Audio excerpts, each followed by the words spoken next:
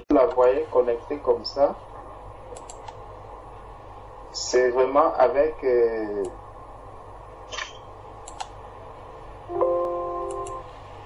comment je peux dire cela?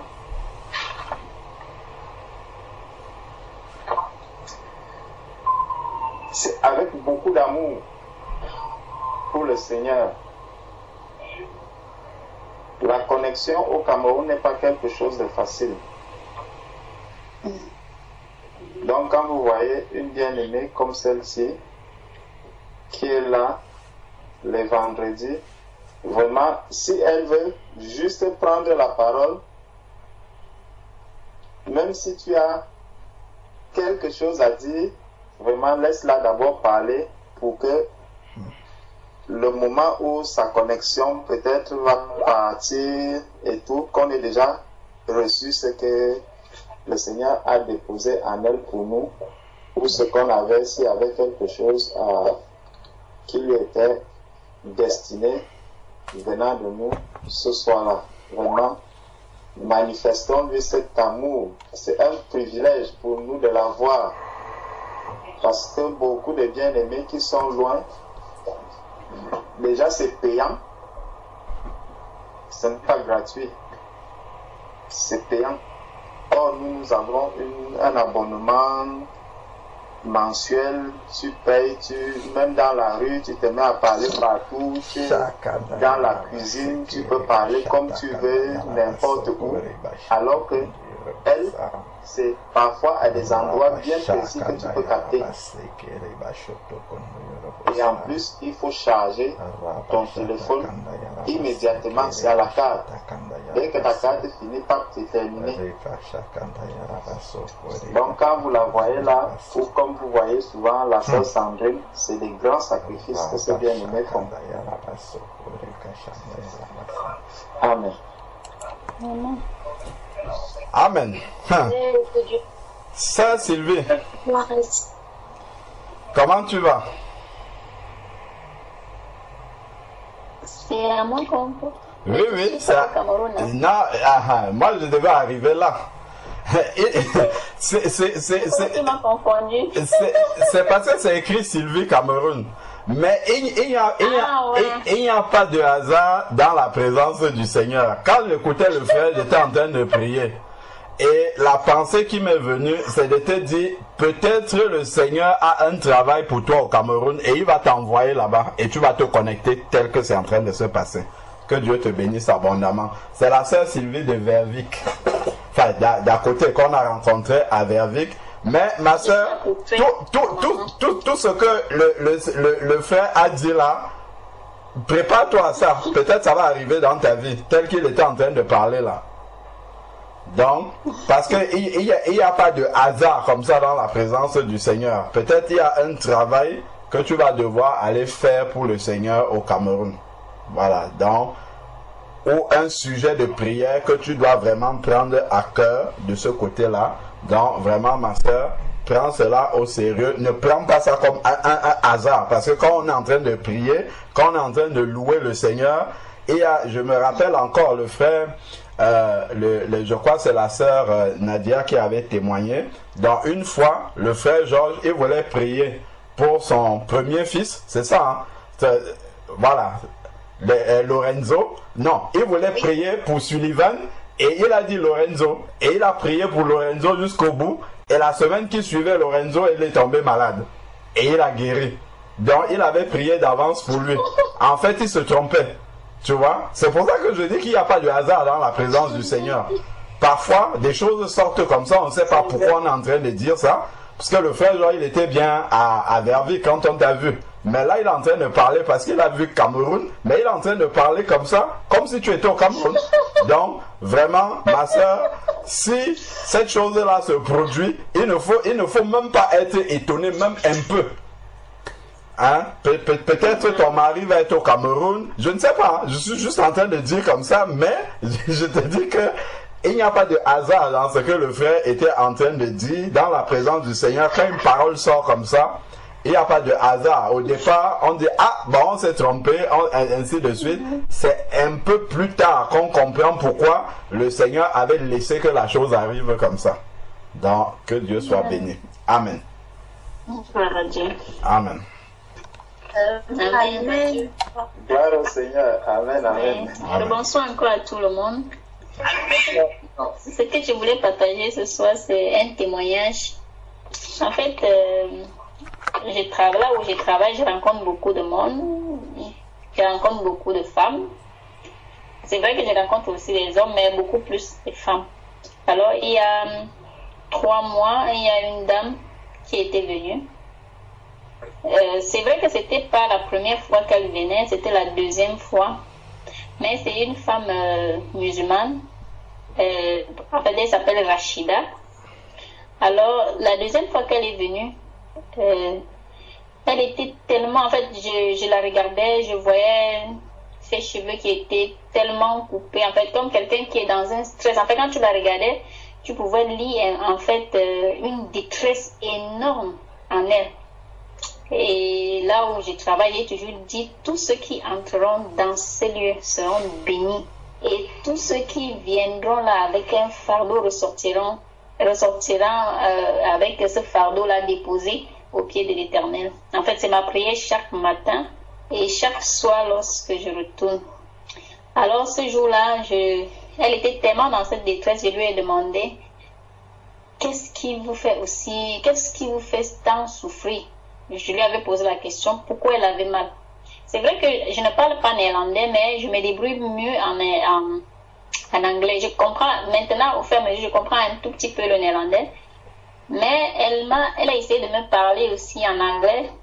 C'est débrouillant aussi pour me répondre en anglais. Elle m'a dit que elle a une quarantaine d'années et qu'elle venait de se marier. En fait, qu'elle s'est mariée il y a quelque temps et que depuis, elle n'avait pas d'enfant. Et je lui dis, et c'est que je lui ai répondu, en fait, je lui ai dit, est-ce que tu me regardes? Est-ce que tu me vois? Je ne suis pas mariée, je n'ai pas d'enfant. Mais cela ne veut pas dire que je ne serai pas mariée et que je n'aurai pas d'enfant. Donc, de la même manière que je regarde à Dieu et que j'attends à lui, je suis certaine que quand tu reviendras d'ici, tu auras un enfant. Tu me diras, en fait, tu m'annonceras que tu as un enfant. Je ne serai pas surprise de cela. Alors, quand je lui parlais ainsi, voilà ma copine qui est entrée. Et elle parlait mieux néerlandais. En fait, elle parlait les 3 langues parfaitement. Et on a continué, mais cette fois, je lui ai demandé de mieux traduire. C'est vrai qu'elle avait bien compris ce que j'avais dit, mais elle a traduit. Et quand elle est arrivée, elle a regardé, elle aussi, elle m'a dit en français que vraiment, elle est vraiment dans une tristesse. Mais est-ce qu'elle va accepter qu'on prie? Elle m'a posé la question, est-ce qu'elle acceptera qu'on prie pour elle? Je lui ai dit, mais il faudrait seulement qu'on le lui demande. C'est vrai qu'elle est musulmane, mais je lui ai toujours parlé de mon Dieu et elle n'a jamais dit non. Et alors, elle a dit directement oui quand je lui ai posé la question, est-ce que tu voudrais qu'ensemble nous prions pour toi? Elle a dit oui. Et je lui ai dit, on va devoir te tenir les mains, mais nous allons prier pour toi. Nous sommes des chrétiennes, mais nous croyons que le Dieu en qui nous croyons va te donner ce dont tu attends. Et elle nous a expliqué qu'elle devait voyager pour le Maroc. Et tout de suite, c'est comme si dans mon cœur, j'ai senti une petite douleur. En fait, comme si là où elle allait, ça ne devait pas aussi très bien se passer. Et pendant qu'on priait, on a confié tout cela au Seigneur. Et on a fini et puis on s'est séparés. Alors aujourd'hui, elle est venue. Elle m'avait appelé, mais je ne savais même pas que c'était elle qui m'appelait au téléphone. Et elle est venue vers 11h comme ça, 11h, 12h. Dès qu'elle arrivait, elle était assise là, elle attendait puisque j'étais occupée. Elle attendait de devoir me parler. Mais elle m'expliquait, mais je ne comprenais pas très bien parce qu'elle m'expliquait un peu plus en néerlandais, mais je lui demandais de parler en anglais pour que je puisse mieux comprendre. Mais du coup, il y avait que la cliente qui était avec nous n'était pas... Donc, ne se précipitait pas pour partir. Et elle me disait qu'elle avait un rendez-vous à 15h. Et après, je lui ai dit, mais puisque mon amie là, elle comprend mieux néerlandais, est-ce que tu pourrais mieux t'exprimer en néerlandais pour que je comprenne mieux ce que tu dis? Elle me dit, j'ai une belle histoire à te partager. Dieu m'a exaucé Donc elle m'a dit ça en fait, qu'elle a une bonne nouvelle pour moi. Donc cette nouvelle dont je lui avais dit que j'étais sûre que le Seigneur lui donnerait. Alors elle nous a expliqué, elle m'a expliqué que depuis 3 mois, elle attend un enfant. C'était vraiment une joie, j'étais d'une joie immense. Et j'ai appelé l'ami en question, je lui ai parlé et on a béni le Seigneur. Donc ce soir, je voudrais vraiment qu'on puisse remercier Dieu pour cette annonce-là et ensemble que nous puissions prier pour elle, pour que le Seigneur puisse la conduire dans cette grossesse. Vraiment, c'était... Lorsque on a parlé, c'est elle-même qui a annoncé à la copine parce que je l'ai appelée. Elle était tellement contente qu'elle a fondu en larmes. Et elle était étonnée de nous voir être vraiment en joie et de pleurer pour elle alors que nous ne la connaissons pas vraiment. Donc je voudrais vraiment qu'ensemble que nous bénissons le Seigneur. C'est un peu le témoignage que j'avais ce soir. Et je vais aussi demander aussi pour la sœur Angèle, tel que le frère, je ne sais pas si c'est Georges ou Patrick, je les confonds, qui nous avait dit la dernière fois que celle que je soutenais devait beaucoup souffrir, mais vraiment elle est dans une situation vraiment désastreuse. C'est vrai que le jour où on a terminé de prier après, je lui ai parlé, je lui ai un peu fait part de ce qu'on avait dit. Et je lui disais comme quoi que mais désormais qu'elle a décidé de suivre le Seigneur, elle doit passer certainement par des situations difficiles. Mais vraiment, elle est dans une situation vraiment difficile. Donc, continuons à la soutenir en prière, en fait. Ah, c'était tout. Gloire à Dieu. Gloire à Dieu. Gloire à Dieu. Quand on aura fini de prier pour la musulmane, elle s'appelle qui? Fatima. Farida. Farida. Non, Rachida, pardon. J'ai fait l'erreur. Rachida. Quand on aura fini de prier pour Rachida, je vais nous poser une question. Soyez bénis. Amen. Amen. Amen. Amen. Amen. Amen.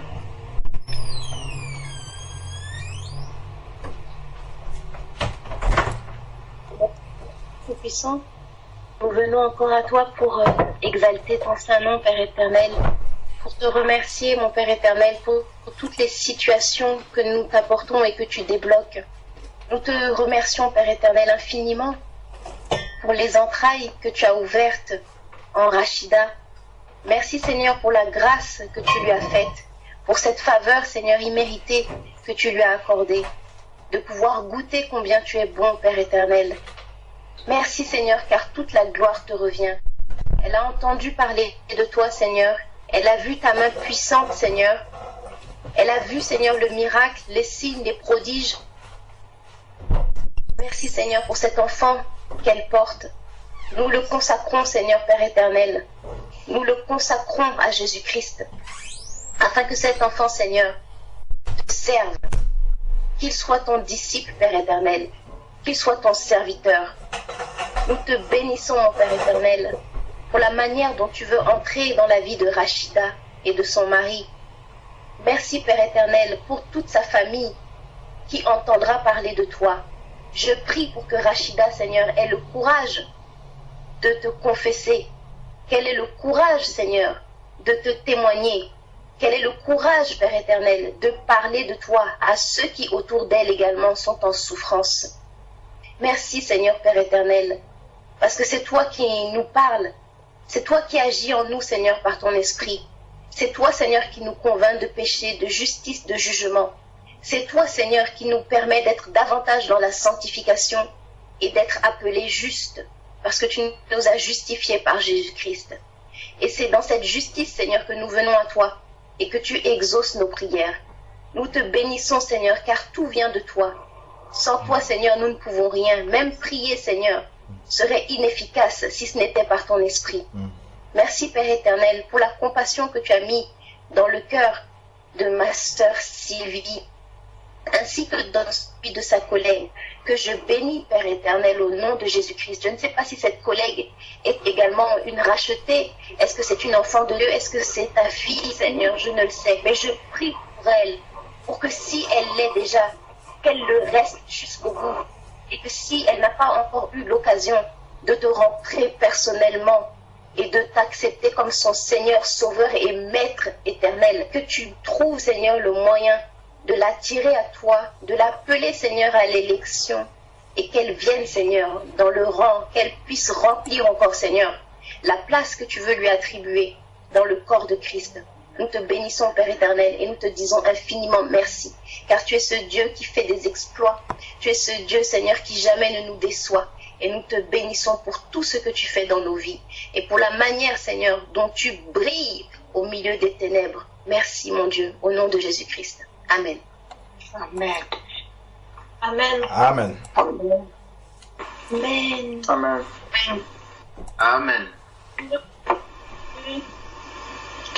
Amen. Ma question est dans la suivante. Sœur Sylvie, comment tu es arrivée à dire cela à Rachida?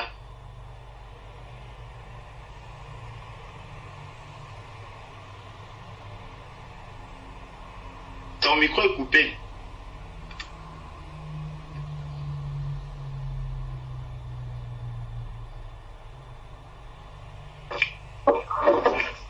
En fait, si j'ai dit cela à Rachida, en fait, c'était à cause de sa détresse. Et à cause de cette détresse, en fait, c'était premièrement le pourquoi je lui ai parlé. Je veux aussi profiter pour répondre à la sœur pour la prière. Tout à l'heure, elle a dit de me dire que, en fait, ce n'est pas ma collègue, celle qui est venue. Elle s'appelle Promesse, c'est une amie que j'ai rencontrée tout dans le cadre de ce travail dont je fais. Mais le Seigneur nous avait donné une mission un jour, en fait. C'est toujours un autre témoignage. Vraiment, et c'était étonnant même. Je vous raconterai ça une autre fois, ou bien quand on en aura le temps. Et je crois que le Seigneur voulait juste... En fait, le Seigneur m'a donné ce travail pour faire son œuvre, tout simplement.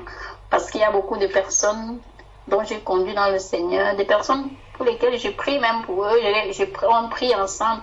Je vois les situations difficiles tous les jours. Et parfois, je me suis rendue compte parce qu'autrefois, j'étais dans une tristesse. Et quand le Seigneur m'a sorti de cette tristesse, il m'a montré à quel point certains sont dans la douleur, dans la souffrance, dans l'ignorance, dans ce que j'étais autrefois, en fait. Et je me suis rendue à quel point je suis bénie parce que je me lamente pas, je me lamente plus. Et c'est le Dieu qui me tient la main. Donc si j'ai parlé à Rachida, en fait, c'était sa détresse.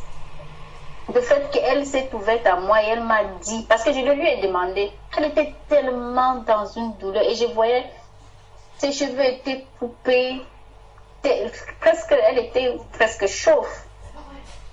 Et elle était tellement tourmentée, elle était là assise, mais elle n'était pas bien. Je lui demandais, mais qu'est-ce qui ne va pas? Qu'est-ce que tu as?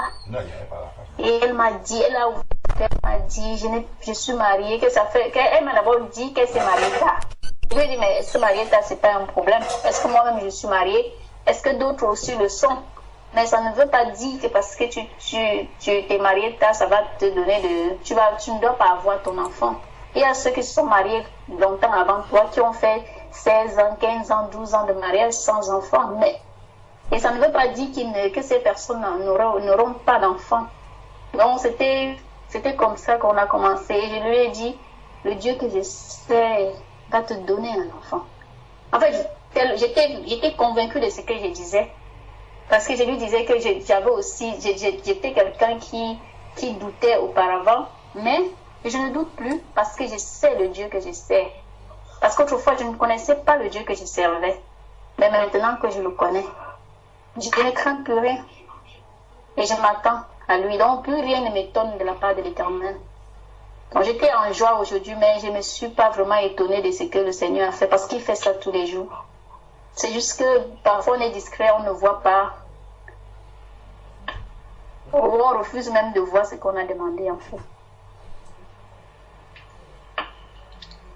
Amen. Gloire à Dieu. Vraiment, ma soeur, que Dieu te bénisse abondamment, même pour la réponse que tu as donnée. La sœur a dit qu'elle a regardé et elle a vu la détresse. Elle a regardé et elle a vu la détresse. C'est tellement instructif, c'est tellement bénissant.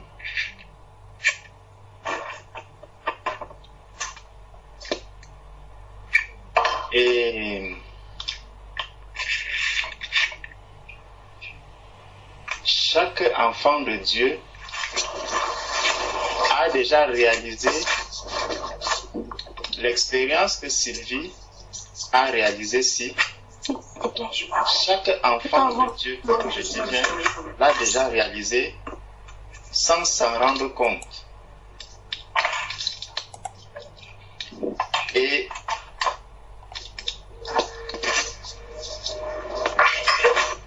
souvent, ça nous arrive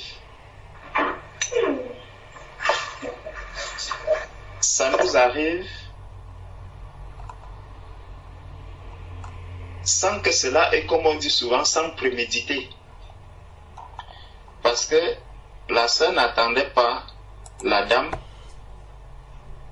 Elle a regardé, elle a commencé à parler. Mais la question c'est, quand elle parlait, qui était en train de parler?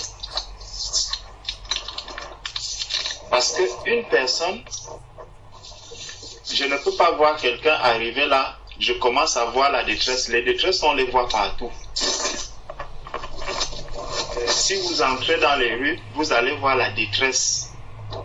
Vous allez voir des personnes qui ont besoin de manger, des personnes qui ont besoin de dormir. Vous allez voir la détresse partout.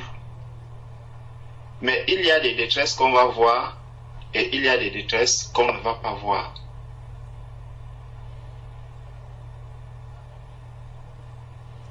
Ça, je voudrais qu'on comprenne une chose, c'est que le Seigneur a dit qu'il vient habiter en nous. Nous sommes l'habitation du Seigneur. Et le Seigneur nous utilise pour accomplir ses œuvres dans le monde.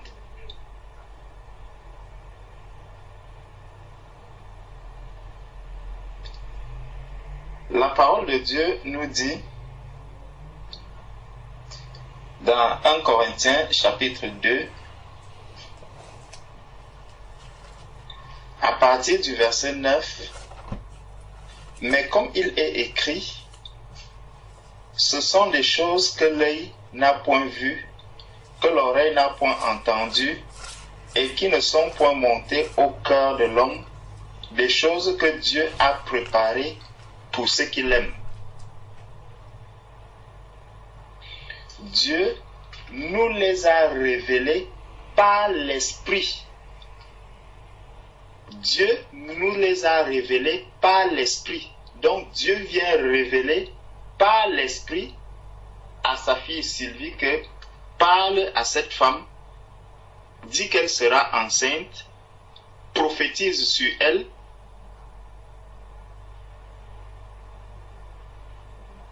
voit, il y a en elle de la détresse. Lorsque Jésus voit Bartimée, Jésus a vu Bartimée, Bartimée appelle et dit, « Jésus, fils de David, aie pitié de moi, aie pitié de moi, aie pitié de moi. » Et il lui demande, « Que veux-tu que je te fasse ?» Pourtant, il a vu l'état dans lequel il était. Et souvent, quand on est conduit par le Seigneur, en principe, nous devons l'être continuellement. Mais il y a en nous beaucoup de distractions. Et souvent, quand quelque chose va arriver, on est étonné. de voir que, ah, je lui avais dit qu'elle sera enceinte et elle est tombée enceinte. En fait, ce n'est pas un homme qui parle de sa propre bouche et dit à une autre personne, tu seras enceinte, et la personne tombe enceinte. Ce n'est pas possible. C'est l'Esprit du Seigneur qui vient révéler que celle-ci, ma fille, elle sera enceinte. Donc, quand tu commences à parler, ce n'est pas de toi-même que cela vient, mais cela vient du Seigneur. Et ce qui nous révèle que, en fait, notre assurance d'enfant de Dieu nous manque, c'est que vous allez entendre dans la réponse de notre sœur, et quelque chose m'a dit que vraiment elle est dans cet état. En fait, nous n'arrivons pas à dire que l'Esprit du Seigneur m'a attesté qu'elle était dans la souffrance, et l'Esprit vient te dire que dans cette souffrance, tu seras enceinte. Lorsque nous arriverons à parler de la sorte, nous allons voir des grandes choses se passer en nous. Notre manière de parler révèle notre manque d'assurance. Notre manière de parler révèle l'état de notre foi. Paul ne pouvait pas parler en disant quelque chose est venu aussi dans mon cœur me dire qu'elle est dans la détresse. Quand Paul parlait, il disait, tu es dans la détresse. J'enlève cette détresse maintenant. Ça, c'est l'assurance, puisque l'Esprit de Dieu habite en nous. C'est comme ça qu'un enfant de Dieu doit parler. Donc notre langage va révéler l'état dans lequel nous sommes vis-à-vis du Seigneur. Mon manque d'assurance, mon manque de foi, le peu de foi, ça va se révéler aussi dans la manière de parler. Un enfant de Dieu qui craint vraiment le Seigneur, quelqu'un qui craint le Seigneur, quelqu'un qui prie pour des personnes, comme la sœur disait, qu'elle prie pour des personnes qui viennent là où elle travaille, elle porte ces personnes-là au-devant du Seigneur. Lorsqu'elle a l'assurance que, en tant qu'enfant de Dieu, mes prières ne sont pas vaines, elle va parler d'une certaine manière. Et pourquoi elle parlera de cette manière? Parce qu'elle aura l'assurance que ce qui sort de sa bouche vient du Seigneur. Et le Seigneur ne peut pas se tromper. Donc, il nous a dit ici que Dieu nous les a révélés par l'Esprit, car l'Esprit sonde tout, même les profondeurs de Dieu. Et c'est pour ça que je posais la question à la sœur, comment tu as fait pour lui dire cela? Comment tu as fait pour lui dire cela? La parole de Dieu nous dit que celui qui est né de Dieu est comme le vent.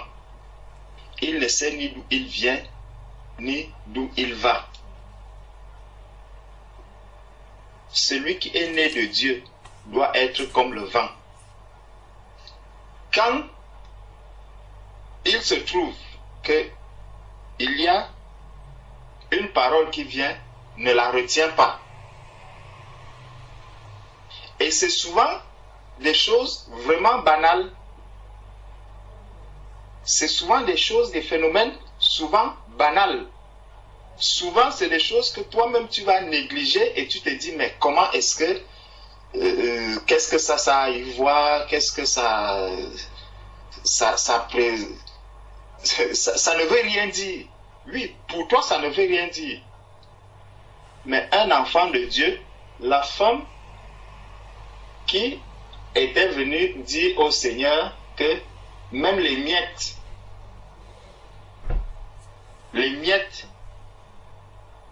peuvent aider elle avait dit quoi? Les petits chiens. Les petits chiens peuvent se contenter même des miettes. Les miettes du Seigneur.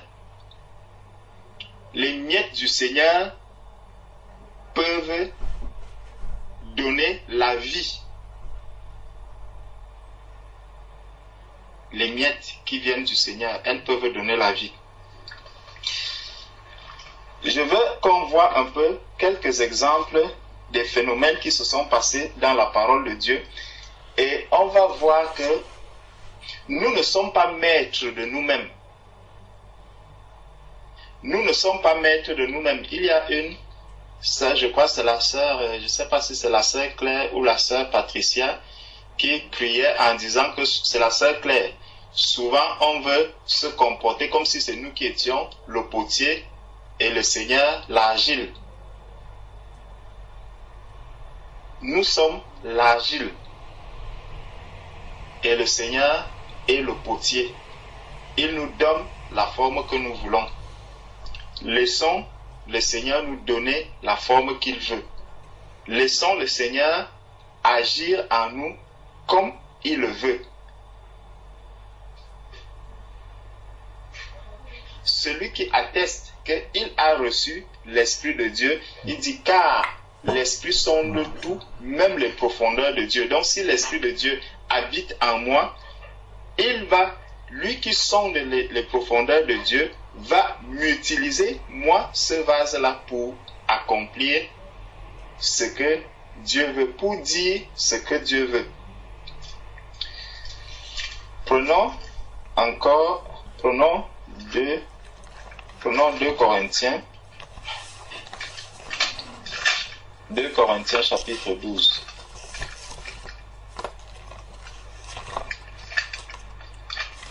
2 Corinthiens chapitre 12.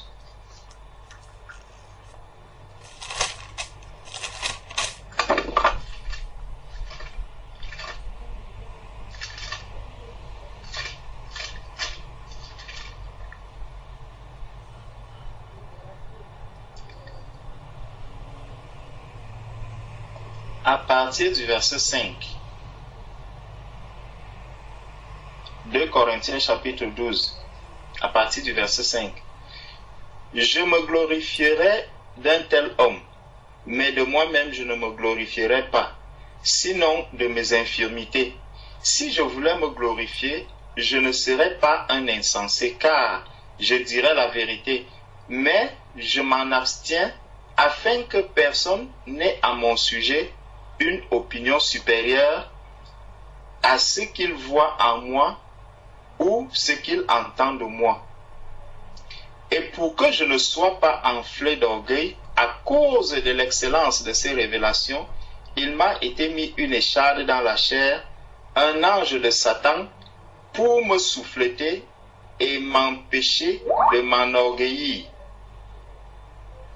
3 fois j'ai prié le Seigneur de l'éloigner de moi. Verset 9. Il m'a dit. Donc, Paul a prié le Seigneur 3 fois. Le Seigneur répond à Paul. Et Paul ne dit pas que quelque chose m'a dit. Non. Paul, de sa propre bouche, il sort. Il dit, 3 fois j'ai prié le Seigneur de l'éloigner de moi. Verset 9. Il m'a dit. Donc, qui lui a dit? Le Seigneur à qui il a adressé la prière. Donc, il a cette conviction que le Seigneur lui a répondu. Et il dit, il m'a dit, ma grâce te suffit, car ma puissance s'accomplit dans la faiblesse. Regardez ce que quelqu'un peut sortir de sa propre bouche. La question c'est comment Paul a su que le Seigneur lui dit, ma grâce te suffit, car ma puissance s'accomplit dans la faiblesse.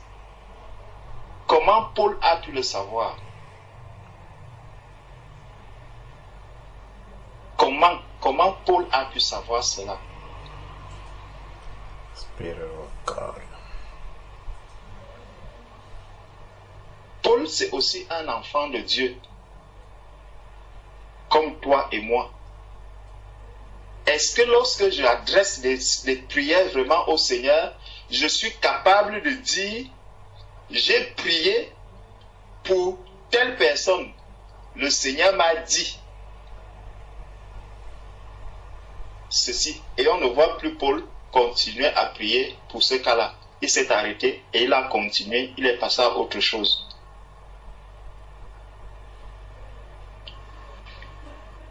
Et il m'a dit, ma grâce te suffit, car ma puissance s'accomplit dans la faiblesse.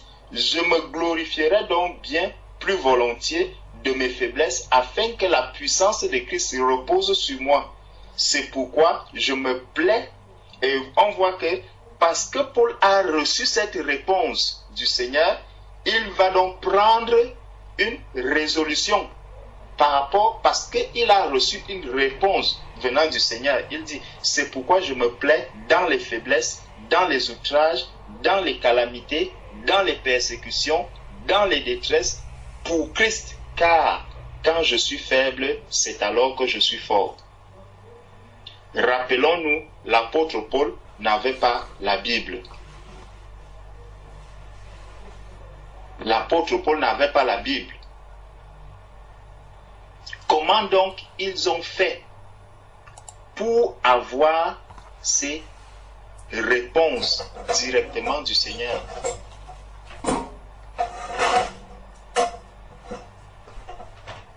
Comment ils en sont arrivés à ce point? Est-ce que nous nous sommes vraiment déjà posé ces questions-là? Que j'adresse un sujet de prière au Seigneur, le Seigneur me donne une réponse claire, je reçois cette réponse, je la fais asseoir dans mon cœur et je prends une résolution parce que le Seigneur m'a donné une réponse à une prière que je lui ai adressée et je vis maintenant avec cette réponse.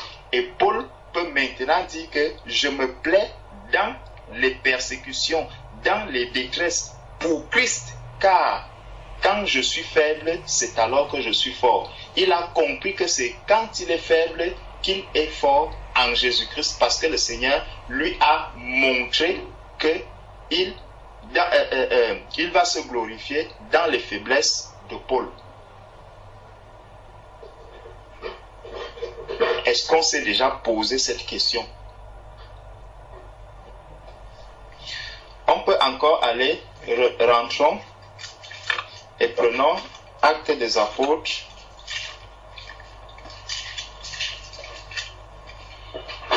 Prenons Actes des Apôtres. Chapitre 10.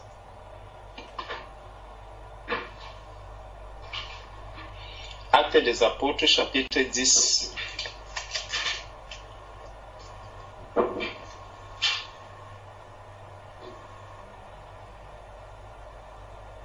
À partir du verset 9. Actes des Apôtres, chapitre 10, à partir du verset 9. Le lendemain, comme ils étaient en route et qu'ils approchaient de la ville, Pierre monta sur le toit vers la 6e heure pour prier. Il eut faim et il voulut manger. Le premier cas qu'on a vu, Paul disait qu'il a prié, c'était dans la prière qu'il a reçu ceci. Pierre encore, voici ce qui va se passer. Il eut faim, au verset 10, et il voulut manger. Pendant qu'on lui préparait à manger, il tomba en extase. Il vit le ciel ouvert et un objet semblable à une grande nappe, attaché par les 4 coins, qui descendait et s'abaissait vers la terre, et où se trouvaient tous les quadrupèdes et les reptiles de la terre et les oiseaux du ciel. Et une voix lui dit, « Lève-toi, Pierre, tue et mange. » Voilà une voix qui se fait entendre. « Lève-toi, tue et mange. Regardons la réponse de Pierre. Mais Pierre dit, non, Seigneur. Qui a dit à Pierre que c'est le Seigneur qui est en train de lui parler?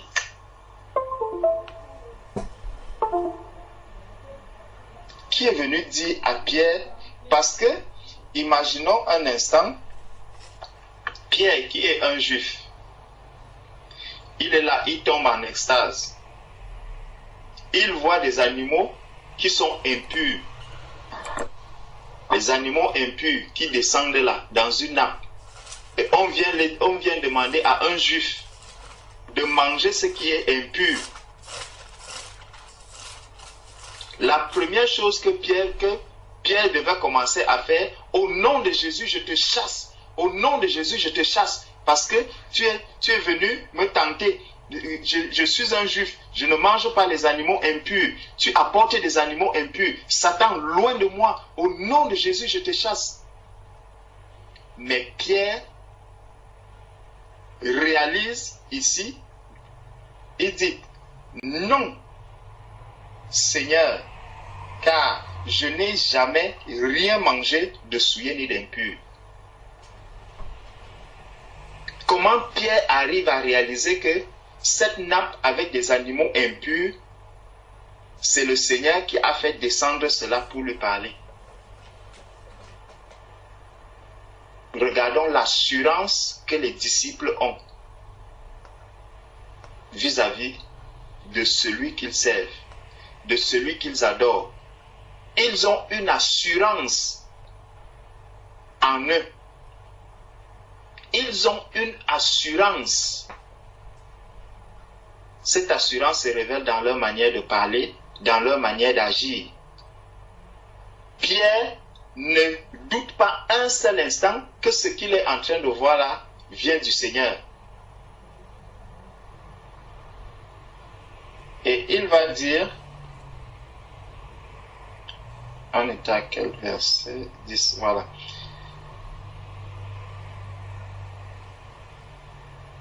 Verset 15 maintenant.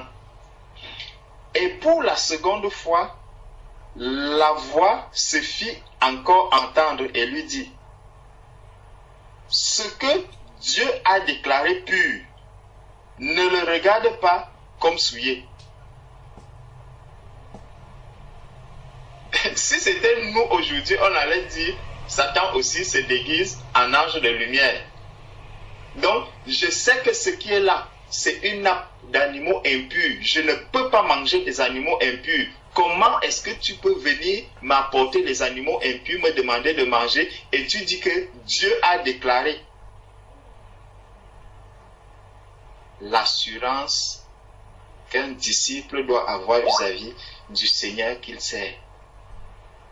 Que je vois des choses incompréhensibles qui se passent devant moi. Je vois quelque chose d'incompréhensible. Quand cela se passe, je dois avoir l'assurance que ça vient de Dieu.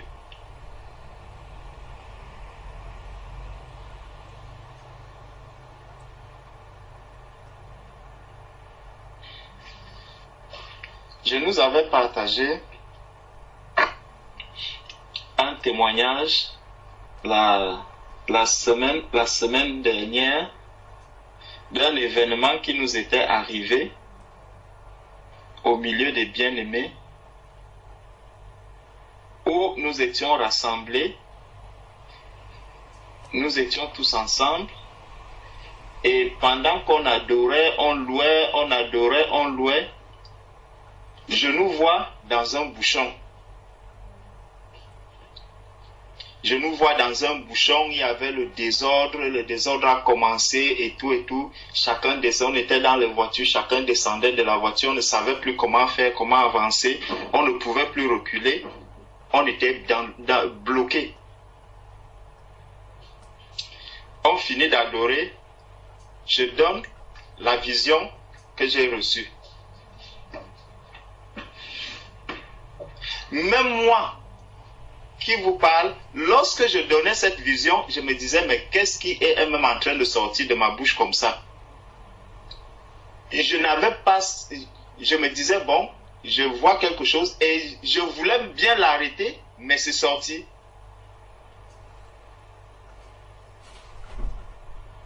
On n'a pas pris cela au sérieux et pourtant c'était un message qui nous était destiné en ce moment même.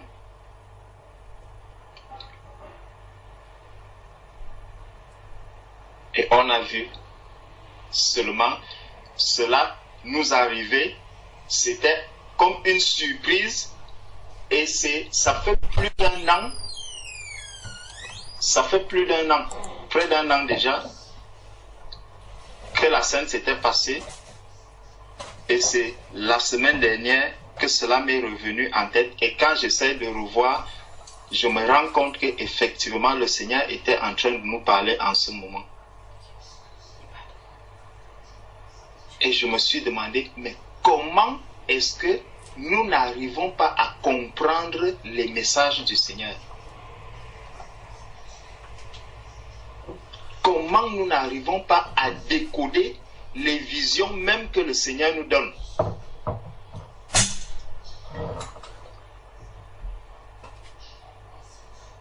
L'autre jour encore, j'étais en train de dormir. Je vois un frère qui est tourmenté dans la nuit et il sort un message sur la repentance. Je dis, mais quand je me réveille, je dis, mais qu'est-ce que tout ça veut encore dire? Je me couche, je m'endors. Le même jour, dans la soirée, il y a un frère qui m'appelle et il me dit, frère, je n'ai pas dormi cette nuit parce que j'essayais de dormir, je me lève, j'essaie de dormir, je me lève, je n'arrivais pas. J'ai compris que je dois prendre la parole de Dieu. Il a pris la parole de Dieu et justement, là où il fallait partager, il y avait un problème de repentance dedans. Mais moi, quand j'ai reçu cela, je n'ai même pas prié pour ça. Je me suis dit, ah, vraiment, ça c'est un rêve qui vient aussi comme ça vient, ça. Bref, je me suis endormi. Et la même chose, c'était le même jour que cela s'est passé. Et je suis sûr, beaucoup d'entre nous vivent les mêmes événements. Mais on ne réalise pas quand le Seigneur est en train de nous parler, comment est-ce qu'on doit réagir face à cela. Ça, c'est des véritables sujets de prière.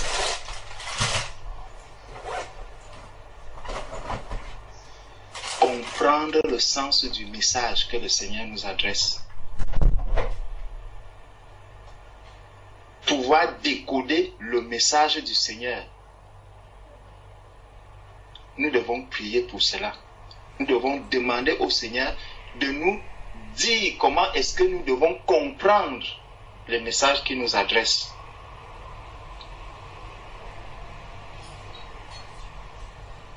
Nos aînés avaient une assurance.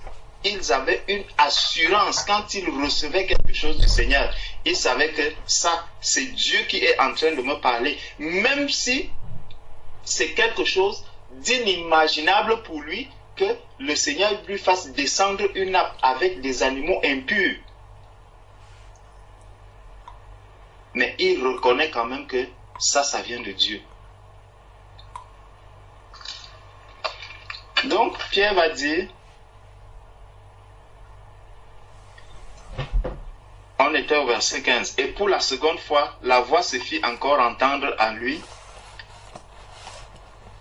Ce que Dieu a déclaré pur, ne le regarde pas comme souillé. Cela arriva jusqu'à 3 fois et aussitôt après, l'objet fut retiré dans le ciel. Tandis que Pierre ne savait en lui-même que penser du sens de la vision qu'il avait eue. Il ne savait que penser de cette vision.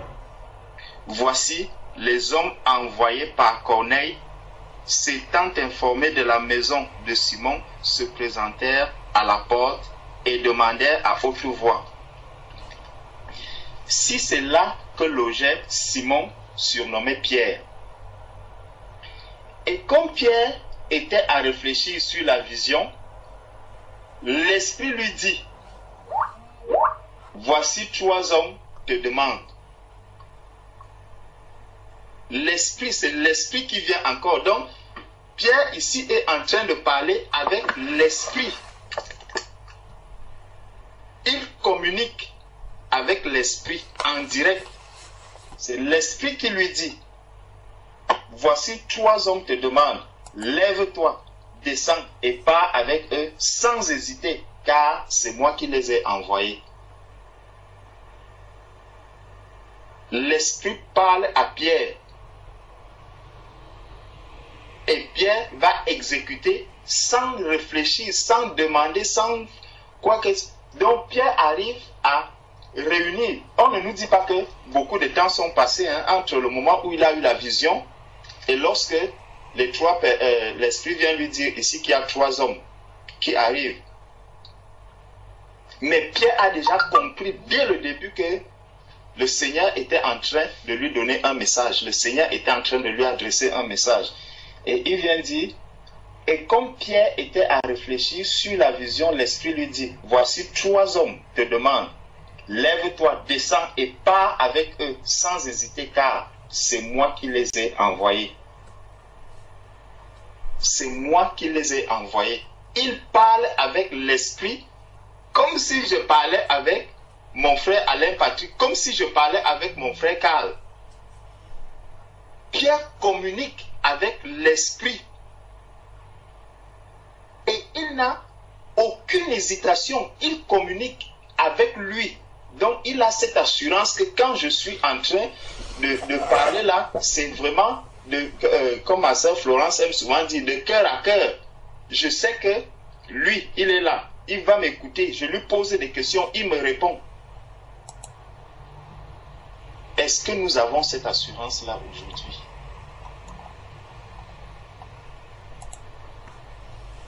Moi, non. Je ne l'ai pas encore. Communiquer avec l'Esprit qui est en nous.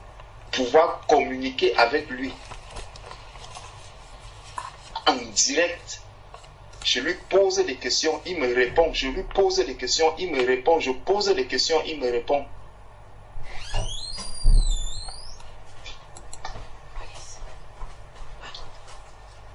Verset 21. Pierre descendit et il dit à ces hommes, voici, je suis celui que vous cherchez. Je suis celui que vous cherchez. Je vais lancer là. Quel est le motif qui vous amène? Il répondit, Corneille, centenier, homme juste et craignant Dieu, et de qui toute la nation des Juifs rend un bon témoignage, a été divinement averti par un saint ange. Regardez, ça c'est Corneille, quelqu'un qui ne connaît pas encore le Seigneur. Voilà comment il parle. Il a été divinement averti par un saint ange. Ce n'est pas cette formulation que l'on a vue avec Pierre.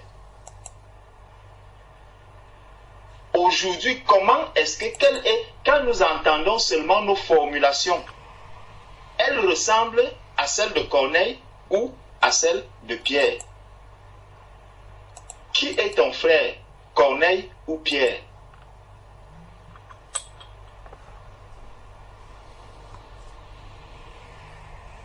De quelle famille appartiens-tu? À la famille de Corneille ou à la famille de Pierre? Encore que même à la famille, même si tu appartenais à la famille de Corneille, tu aurais quand même eu ce genre de formulation. Un saint ange est venu lui révéler ceci. Mais nous, c'est souvent quelque chose m'a dit. Ah, il y a aussi un cœur est venu me dire. Il y a une pensée qui m'est quand même venue. quelque chose m'a rappelé que c'est comme ça. Corneille au moins parle de manière, avec une certaine assurance, je ne dirais même pas certaine, avec une assurance. Il sait que Corneille nous dit ici que c'est encore où?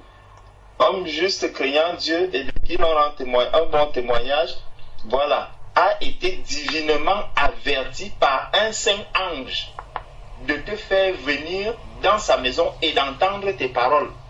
Comment même Corneille a pu écouter comment est-ce que l'ange lui parlait de la part de Dieu. Et il a exécuté ce que l'ange lui a dit venant de Dieu. Même Corneille.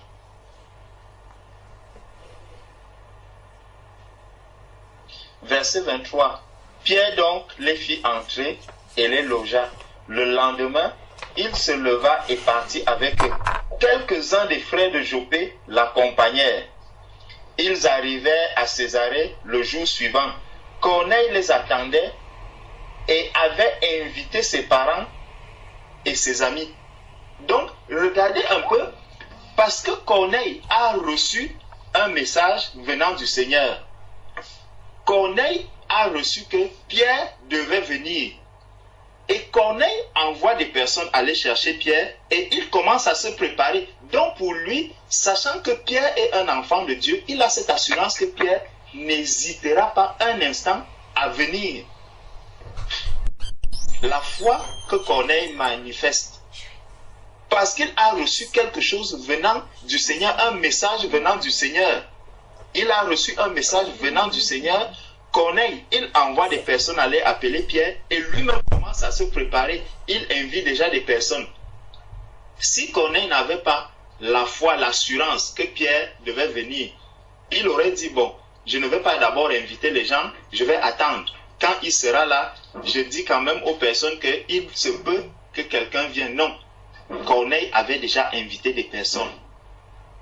Et à cette époque, il n'y avait pas le téléphone.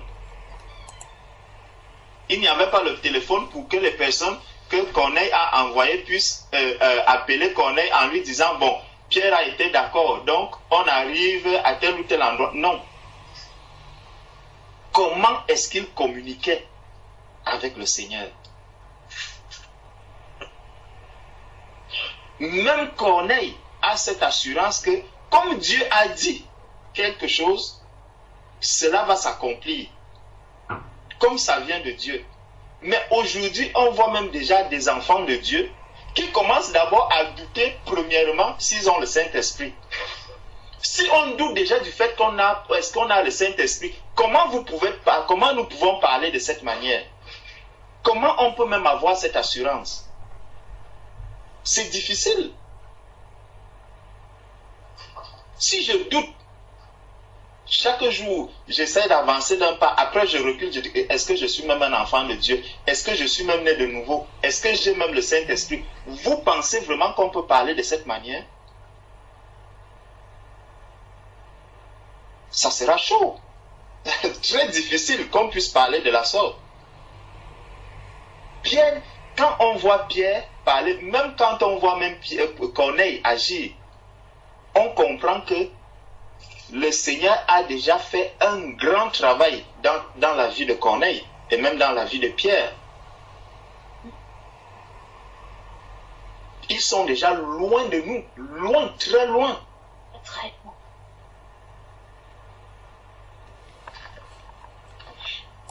Donc,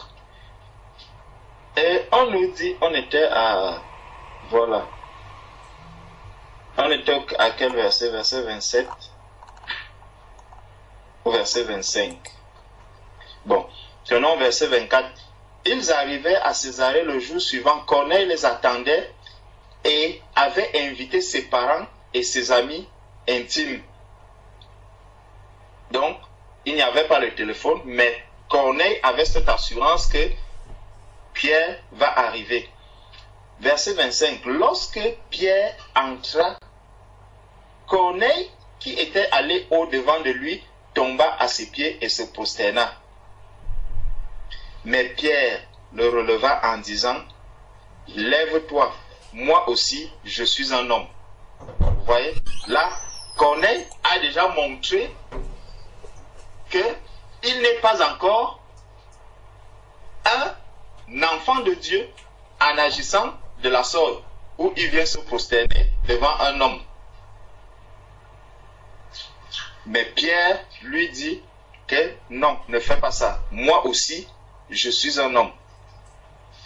Et conversant avec lui, il entra et trouva beaucoup de personnes réunies.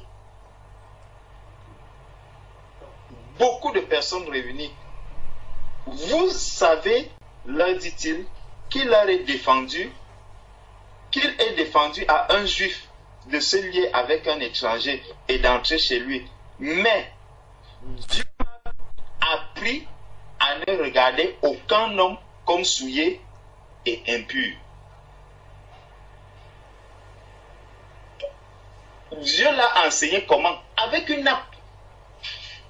Avec une nappe d'animaux impurs. Pourtant, les Juifs avaient des interdictions concernant les animaux impurs.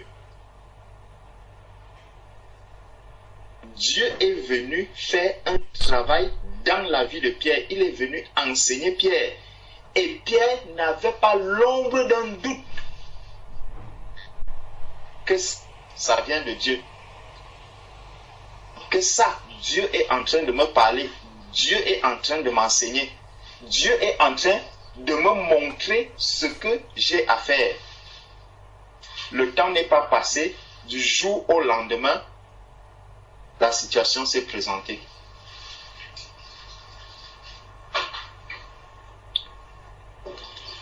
Donc,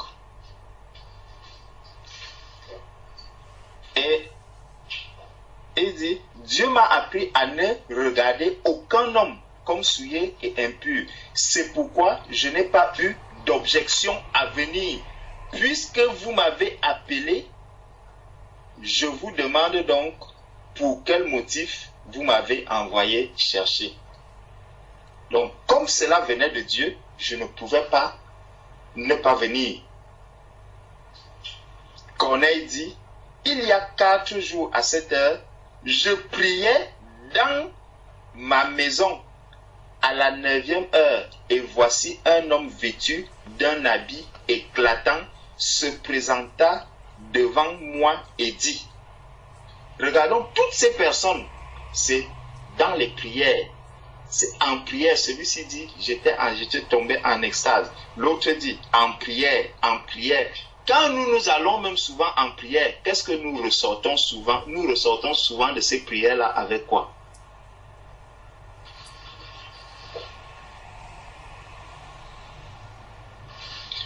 On se met en prière, on prie, on prie, on prie, on prie, on prie, on prie.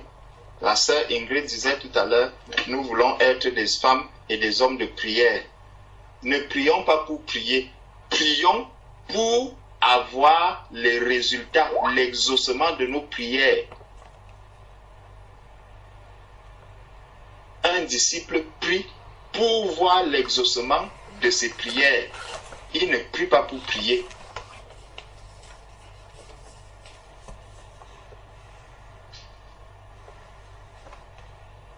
Quand on prie avec l'Esprit de Dieu, si la prière est vraiment inspirée de Dieu, elle aura un résultat. Le résultat est certain.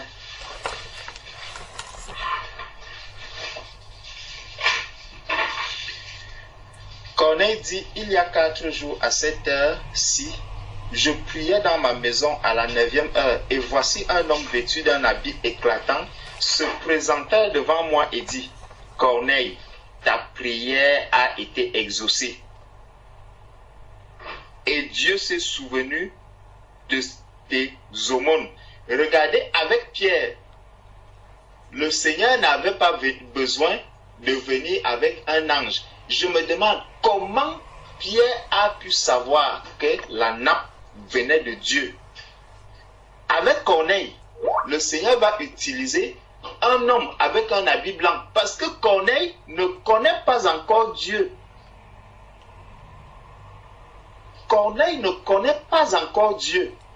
Il vient se présenter à Corneille sous la forme d'un homme, avec un habit blanc.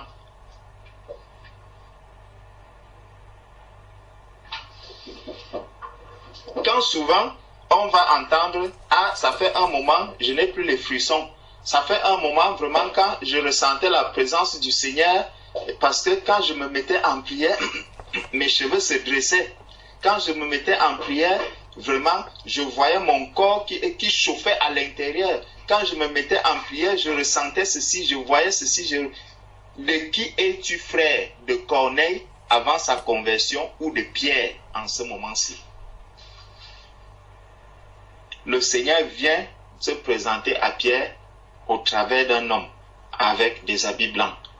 Est-ce qu'il faut encore qu'il se présente à toi aujourd'hui ou à moi sous forme d'un homme avec un vêtement blanc? Avec Corneille, il n'a pas eu besoin de cela. Et quand il parlait, Pierre savait que ça vient de Dieu. On a vu le cas de Paul. Paul, lorsqu'il a prié, il dit, j'ai prié 3 fois, le Seigneur m'a dit, ma grâce te suffit. Et c'est dans tes faiblesses que je vais me glorifier. Et Paul commence maintenant à dire que c'est quand je suis faible, alors je suis fort. Donc il a compris le message que le Seigneur lui a adressé et maintenant il parle de la part du Seigneur avec le message qu'il a reçu du Seigneur. Paul n'avait pas la Bible. Pierre n'avait pas la Bible. Comment est-ce qu'ils arrivaient à entendre le Seigneur de cette manière? L'assurance qu'ils avaient de l'esprit qui était en eux. L'assurance que j'ai de l'esprit qui habite en moi.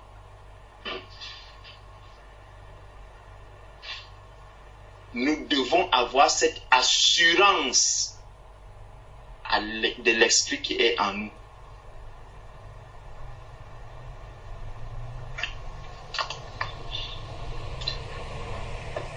Donc, verset 31.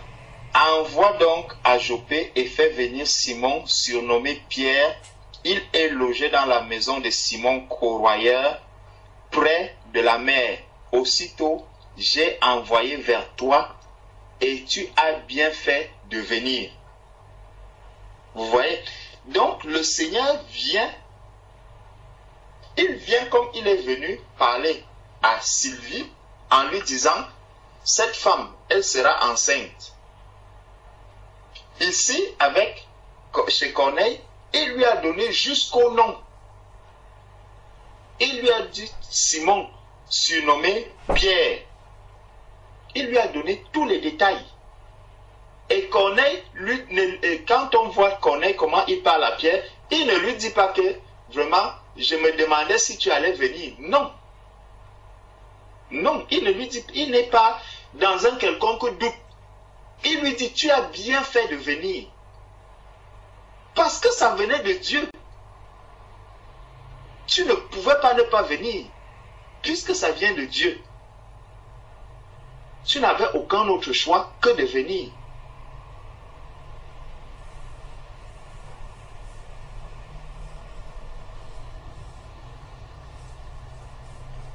Donc, aussitôt j'ai envoyé vers toi, et tu as bien fait de venir. Maintenant donc, nous sommes tous devant Dieu. Et regardez ce qu'il dit. Nous sommes tous devant Dieu. Là où 2 ou 3 sont rassemblés à mon nom, je suis au milieu d'eux. Donc, Corneille ici, il connaît déjà la parole de Dieu. Il dit, nous sommes tous devant Dieu. Parce que tu es venu de la part de Dieu, moi aussi, je t'ai fait venir de la part de Dieu. Donc nous sommes tous devant Dieu. Est-ce que nous savons que là où nous sommes là, nous sommes tous devant Dieu? Là où on est ici, est-ce que nous savons que nous sommes tous devant Dieu?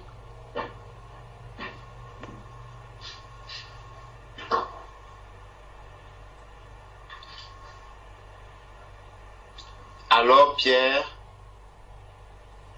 maintenant donc, nous sommes tous devant Dieu pour entendre tout ce que le Seigneur t'a ordonné de nous dire.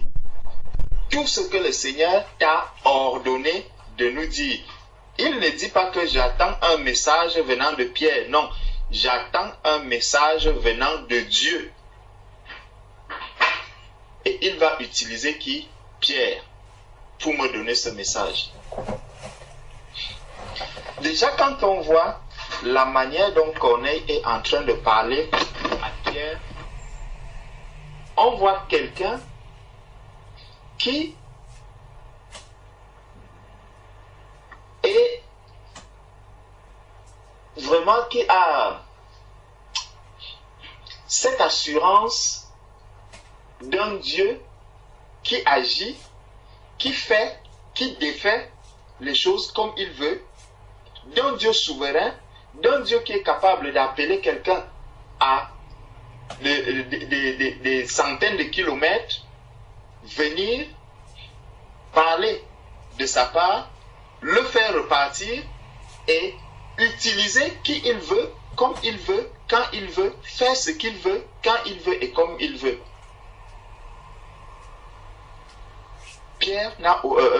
Corneille n'a aucune hésitation.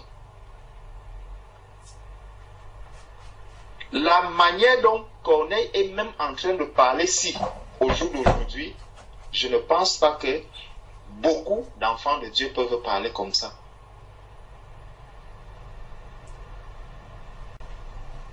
Et on voit comment est-ce que Corneille, il voit Pierre, il sait que non, celui-ci, comme Dieu l'a fait venir, ce qu'il dira là, ça ne vient que de Dieu. Il va dire des choses qui viendront de Dieu et qui me sont destinées.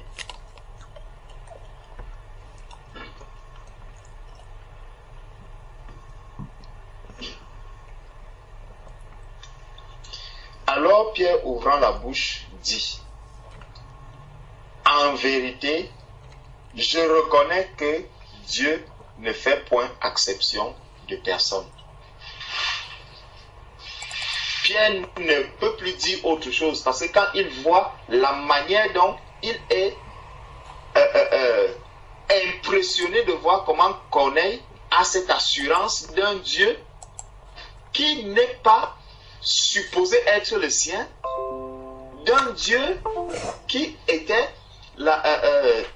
réservé, qui était réservé aux Juifs, mais quand il voit comment est-ce que quelqu'un qui n'est pas un Juif arrive à parler de ce Dieu avec une telle assurance, Pierre est étonné.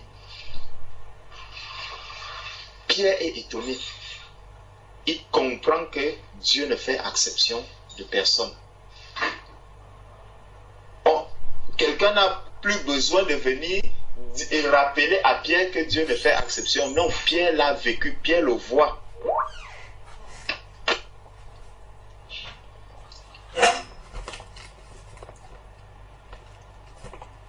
Verset 35. Mais qu'en toute nation, celui qui le craint et qui pratique la justice lui est agréable. Il a envoyé la parole aux fils d'Israël en leur annonçant la paix par Jésus-Christ qui est le Seigneur de tous. Vous savez ce qui est arrivé dans toute la Judée après avoir commencé en Galilée à la suite du baptême que Jean a prêché.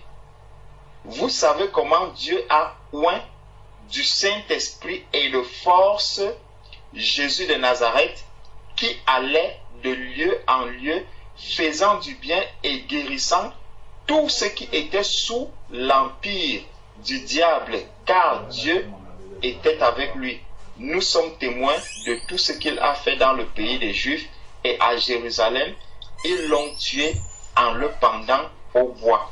Dieu l'a ressuscité le 3e jour et il a permis qu'il apparût, non à tout le peuple, mais aux témoins choisis d'avance par Dieu, à nous qui avons mangé et bu avec lui après qu'il fut ressuscité des morts. Et Jésus nous a ordonné de prêcher au peuple et d'attester que c'est lui qui a été établi par Dieu, juge des vivants et des morts. Tous les prophètes rendent de lui le témoignage que quiconque croit en lui reçoit par son nom le pardon des péchés. Souvenons-nous de ce que Corneille a dit au verset 33. Maintenant donc, nous sommes tous devant Dieu pour entendre tout ce que le Seigneur t'a ordonné de nous dire. Donc, le message que Corneille et tous ceux qui sont là sont en train d'entendre, le message de la repentance, le message de la mort et de la résurrection de Jésus-Christ, le don du Saint-Esprit, Corneille reçoit ça de Dieu. Il ne le reçoit pas de Pierre. Imaginez donc comment est-ce que Dieu vient prêcher la repentance, le Saint-Esprit à quelqu'un. Comment cette personne ne va pas recevoir le Saint-Esprit? Comment tous ceux qui sont là ne vont pas recevoir le Saint-Esprit? C'est la foi, l'assurance que Corneille a eue depuis le verset 33, avant que Pierre n'ouvre la bouche. Il lui a dit: tu viens nous dire simplement ce que Dieu t'a ordonné. Ce que Dieu t'a ordonné de nous dire. Donc, il est là, Pierre est placé devant lui, comme effectivement quand il a vu, il a dit: j'ai vu un saint ange. C'est un saint ange qui est venu me parler de la part de Dieu. Et là, je vois un homme qui vient, qui me parle en ce moment. Ce que cet homme est en train de dire, je le reçois directement de Dieu. Il est en train de lui parler de quoi? Du Saint-Esprit qu'ils ont reçu. Il est en train de lui parler de la mort et de la résurrection de Jésus. Il est en train de leur parler de la nouvelle naissance entièrement. Comment est-ce que Corneille et tous ceux qui sont là ne vont pas naître de nouveau? Dieu présent est en train de leur parler. C'est Dieu qui leur parle. Donc, l'attitude qu'ils ont déjà en écoutant ce message, la préparation, leur esprit est bien disposé à recevoir ce que Dieu est en train de leur dire. C'est pour ça qu'ils se sont déplacés, c'est pour ça qu'ils sont venus chez Corneille, pour écouter, parce que Corneille ne les a pas invités pour venir manger. Corneille ne les a pas invités pour venir boire. Corneille leur a dit ce qui s'est passé et qui est-ce qu'ils attendaient. Ils attendaient Dieu. Ils avaient ce désir de recevoir de Dieu. Ils avaient cette soif d'entendre de Dieu.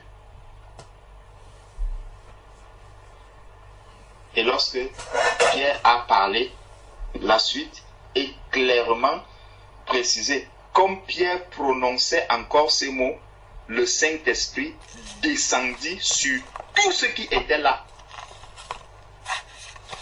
Sur tous ceux qui écoutaient la parole. Pourquoi le Saint-Esprit descend sur tous ceux qui écoutaient la parole? On nous a dit que un peu plus haut, voilà, un peu plus haut déjà, au verset 34, Pierre, la première chose que Pierre leur a dit, c'est que Dieu ne fait point exception de personne. Donc, Dieu est en train de leur parler en leur disant: je ne fais exception de personne. Je ne fais exception de personne. Et par la suite, on a encore vu Corneille qui dit que là, on est donc devant Dieu. Corneille a encore précisé que là, ils sont devant Dieu. Donc, Dieu est en train de leur parler. Dieu est en train de leur adresser un message personnel. Comme Pierre prononçait encore ces mots, le Saint-Esprit descendit sur tous ceux qui écoutaient la parole. Donc, l'assurance que je dois avoir du Saint-Esprit, cette assurance, elle est importante. Continuons encore dans Actes chapitre 11.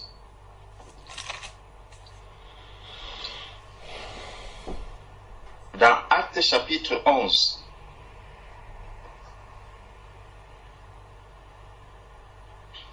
partir, on peut prendre, bon, prenons à partir du verset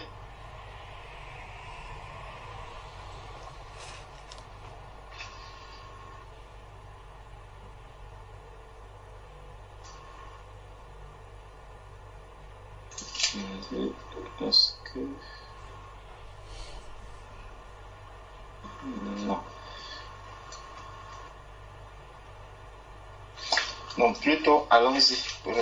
Prenons plutôt Actes chapitre 8. Prenons Actes chapitre 8 à partir du verset 26. Actes chapitre 8 à partir du verset 26. Un ange du Seigneur, s'adressant à Philippe, lui dit: lève-toi et va du côté du midi, sur le chemin qui descend de Jérusalem à Gaza, celui qui est désert. Il se leva et partit.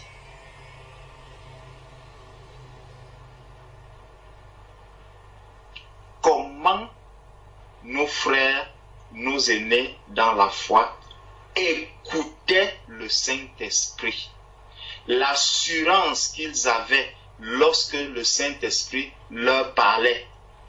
Ils n'étaient pas dans le doute. Ils ne disaient pas: quelque chose est venu me dire. J'ai même entendu ceci. J'ai imaginé ceci. Ils plaçaient le mot qu'il fallait à la place qu'il fallait, parce qu'ils connaissaient celui qu'ils servaient. Et non seulement ils connaissaient celui qu'ils servaient, ils se connaissaient aussi eux-mêmes. Ils se connaissaient eux-mêmes. Donc ils savaient que si je marche, c'est effectivement avec le Seigneur que je suis en train de marcher. Le Seigneur ne va pas me laisser aller embrasser une fausseté en allant par exemple chez Corneille alors que ce n'est pas lui qui m'a envoyé là-bas. Il se connaissait et il connaissait le Seigneur qu'il servait.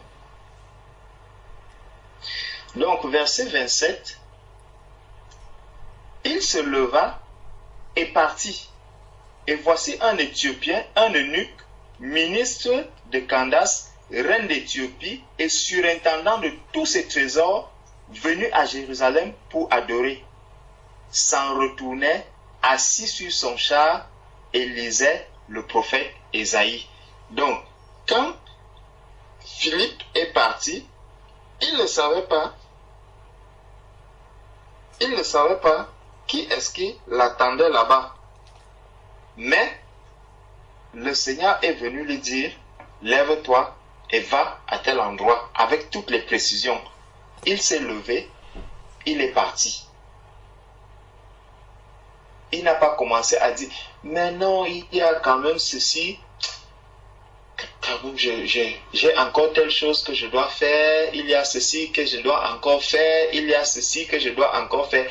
Tout ça, ça montre que, en fait, je n'ai pas bien reçu ce que je vais faire là, venant de Dieu. Ce n'est pas vraiment de Dieu, parce que lorsque Dieu te dit: lève-toi maintenant et pars, tout ce qui est là tout autour va trouver une solution. Ça trouve une solution directement. Donc, il se leva et partit, et voici un Éthiopien, un eunuque, ministre de Candace, reine d'Éthiopie, et surintendant de tous ses trésors, venu à Jérusalem pour adorer, s'en retournait assis sur son char et lisait le prophète Ésaïe. L'Esprit dit à Philippe: comment Philippe a entendu l'Esprit lui parler. Comment il arrive à entendre que ça, là, c'est l'Esprit qui est en train de me dire, avance.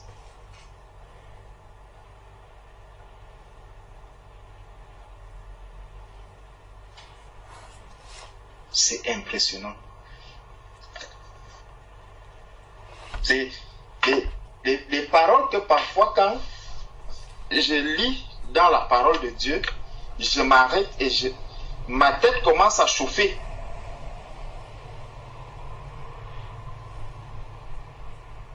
Je vois l'assurance que nos aînés avaient avec le Seigneur. Leur assurance. Ils n'ont pas eu quelconque hésitation.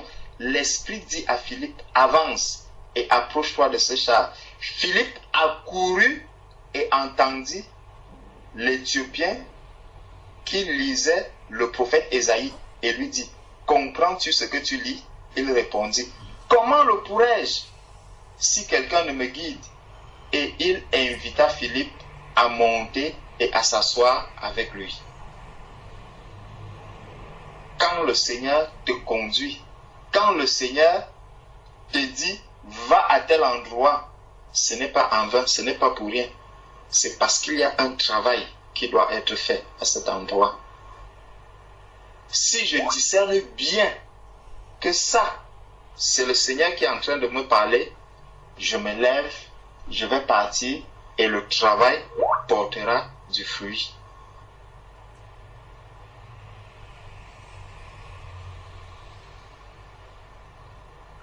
Écoutons le Saint-Esprit.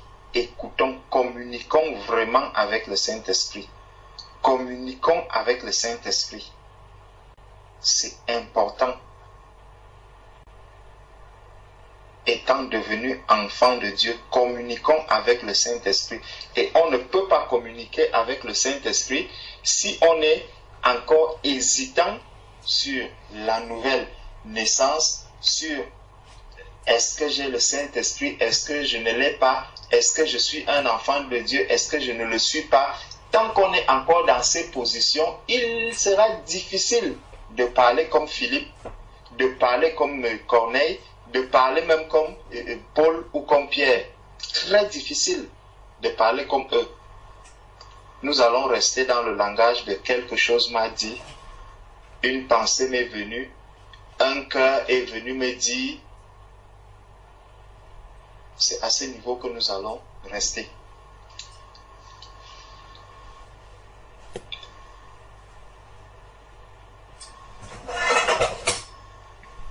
Donc, il a été mené. Il répondit, comment le pourrais-je si quelqu'un ne me guide? Et il invita Philippe à monter et à s'asseoir avec lui. Le passage de l'écriture qu'il lisait était celui-ci. Il a été mené comme une brebis à la boucherie et comme un agneau muet devant celui qui le tond. Il n'a point ouvert la bouche. Dans son humiliation, son jugement a été levé et sa postérité qui la dépeindra. Car sa vie a été retranchée de la terre. L'eunuque dit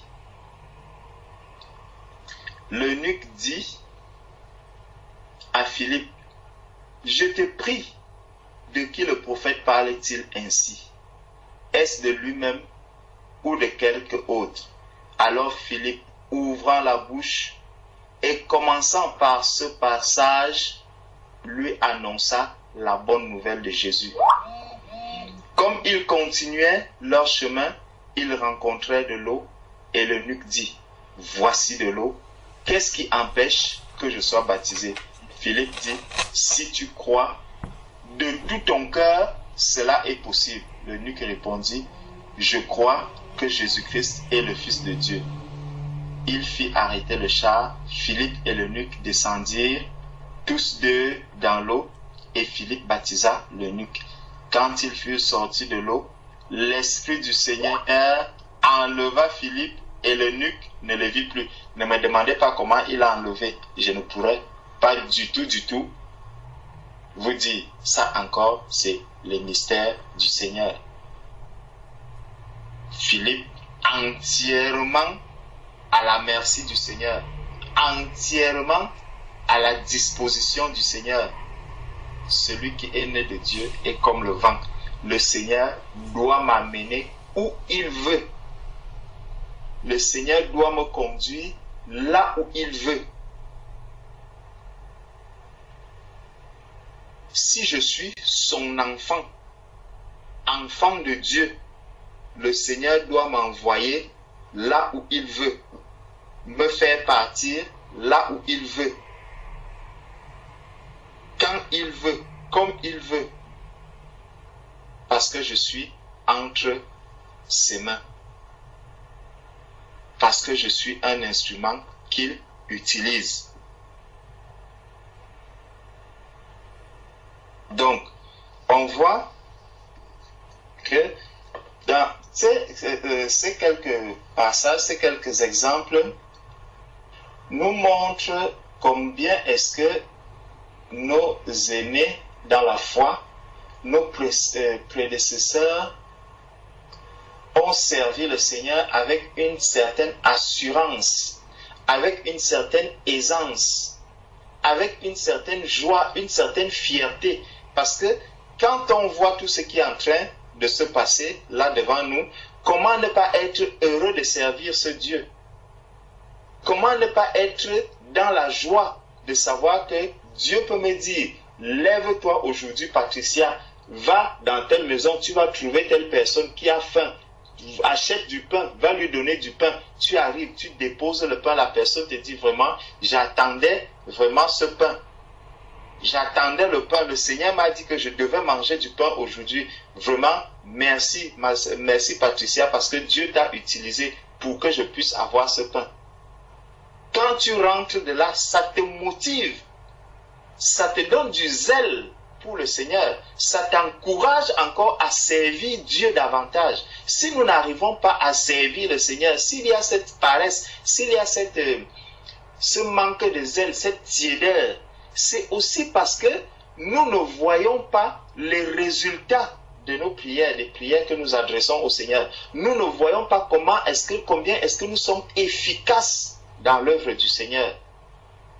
C'est comme si on est en train de marquer le pas sur place. On fait tellement d'efforts, on rame pour avancer. Les enfants de Dieu ne doivent pas ramer. Nous sommes appelés à avancer. Le Seigneur veut qu'on avance.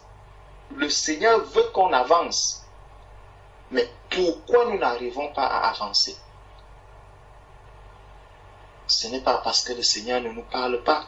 Ce n'est pas parce que le Seigneur ne nous appelle pas. Ce n'est pas parce que le Seigneur ne nous conduit pas. Je nous ai pris deux exemples. Moi, c'est des exemples.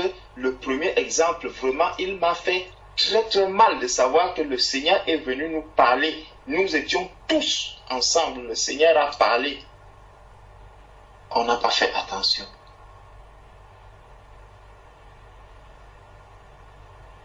Donc vraiment, ayons cette assurance que lorsqu'on est ensemble, lorsque le Seigneur, même dans l'intimité, parce que tout ce qui se passait là, Pierre et Paul, lorsque Paul a prié et où il a dit, ma grâce te suffit, je présente une situation au Seigneur depuis longtemps.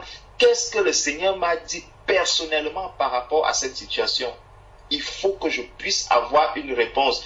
Et ça fera que lorsque même un frère viendra me dire quelque chose par rapport à cette situation, je pourrais, avec ce que j'ai déjà reçu du Seigneur, je pourrais jauger en disant, non frère, le Seigneur m'a dit ceci. Et Paul, quand on voyait le cas de Paul, il était dans l'assurance que malgré cette faiblesse, Dieu se glorifie en lui. Et il avançait, cela n'était plus un problème pour lui. Il n'était plus gêné quand il avançait, malgré cette faiblesse qu'il y avait. Il trouvait la force dans le Seigneur. Il puisait sa force dans la parole que le Seigneur lui a dite, que ma grâce te suffit. Donc la grâce du Seigneur aidait Paul à avancer. Et ça se voit déjà seulement dans les paroles que nous avançons. Ça se voit déjà dans notre manière de parler. On sent qu'ici, il manque encore d'assurance. Ici, il n'y a pas encore la foi. Ici, il n'y a pas encore vraiment cette fermeté, cette